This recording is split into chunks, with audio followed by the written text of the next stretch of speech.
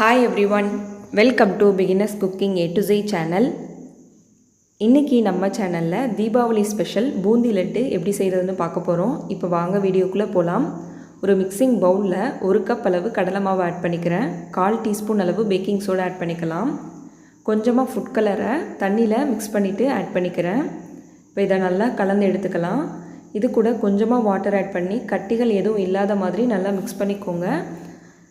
கட்டிகள் எதுவும் இல்லாத மாதிரி மிக்ஸ் பண்ணதுக்கப்புறம் இன்னும் கொஞ்சம் வாட்டர் ஆட் பண்ணி தோசை மாவு பதத்துக்கு மிக்ஸ் பண்ணி எடுத்துக்கலாம். இந்த மாதிரி நீங்கள் ஊற்றி பார்த்தீங்கன்னா ஒரே ஷேப்பில் விழுகணும். இப்போ ஆயிலும் நல்லா ஹீட் ஆயிடுச்சு. இந்த மாதிரி கரண்டியில் கொஞ்சம் கொஞ்சமாக மாவை ஆட் பண்ணி நல்லா ஷேக் பண்ணிகிட்டே இருங்க. கரண்டியை ஒரே இடத்துல வச்சுருந்தீங்கன்னா மொத்தமாக பெரிய பூந்தியாக நமக்கு விழுந்துடும். ஸோ அதனால் கரண்டி ஷேக் பண்ணிகிட்டே இருக்கணும். ஒரு செட்டு நீங்கள் பூந்தி பொரிச்சு எடுத்துட்டிங்கன்னா திரும்ப அந்த கரண்டியை வாஷ் பண்ணிட்டு தான் அடுத்த செட்டு போடணும். இல்லைன்னா உங்களுக்கு உருண்டை உருண்டையாக அந்த பூந்தி இருக்காது.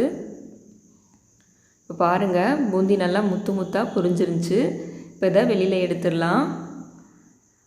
நம்ம பொரிச்சு வச்ச பூந்தியிலேருந்து கொஞ்சமாக எடுத்து ஒரு மிக்ஸி ஜாரில் ஆட் பண்ணிவிட்டு நல்லா பிளெண்ட் பண்ணி எடுத்துக்கலாம். அப்போ தான் நமக்கு பூந்தி பிடிக்க வரும். நெக்ஸ்ட்டு ஒரு கடாயில் 3 டீஸ்பூன் அளவு நெய் ஆட் பண்ணிக்கிறேன்.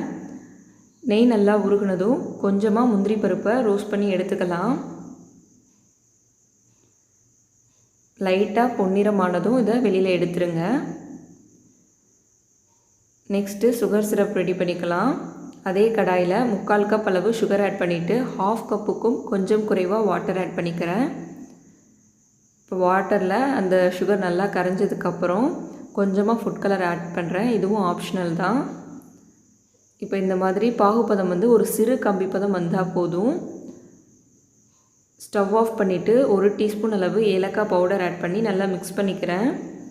நம்ம ரோஸ்ட் பண்ணி வச்சுருந்த அந்த முந்திரியை உள்ளே சேர்த்துடலாம். ஃப்ரை பண்ணி வச்சுருந்த பூந்தியை சேர்த்துட்டு நம்ம பிளெண்ட் பண்ணி வச்சுருந்தோம்ல கொஞ்சமாக பூந்தி, அதையும் ஆட் பண்ணிக்கோங்க. இப்போ இதை ஜென்டிலாக மிக்ஸ் பண்ணிக்கோங்க. ரொம்ப ஃபோர்ஸாக மிக்ஸ் பண்ணிடாதீங்க. இந்த மாதிரி லைட்டாக மிக்ஸ் பண்ணதுக்கப்புறம் ஒரு 2 ஹவர்ஸ் அப்படியே விட்டுருங்க. அப்போ தான் அது அந்த சுகர் சிரப் எல்லாத்தையும் அப்சர்வ் பண்ணும். 2 ஹவர்ஸ் கழித்து நம்ம பூந்தி பிடிச்சிடலாம், லட்டு பிடிச்சிடலாம். பாருங்கள், 2 ஹவர்ஸ் கழித்து இந்த மாதிரி உருட்டி எடுத்துக்கலாம். 2 ஹவர்ஸ்லேயே உங்களுக்கு நல்லா அப்சர்வ் ஆகி கொஞ்சம் ட்ரை ஆயிரும். ஈஸியாக லட்டு பிடிக்க வரும். இந்த பூந்தி லட்டு ரொம்ப டேஸ்ட்டாக இருக்கும். இதை கண்டிப்பாக நீங்கள் ட்ரை பண்ணி பார்க்கலாம். பிகினர்ஸ் கூட ஈஸியாக செஞ்சிடலாம். அவ்வளோதான், சுவையான பூந்தி லட்டு ரெடி ஆயிடுச்சு.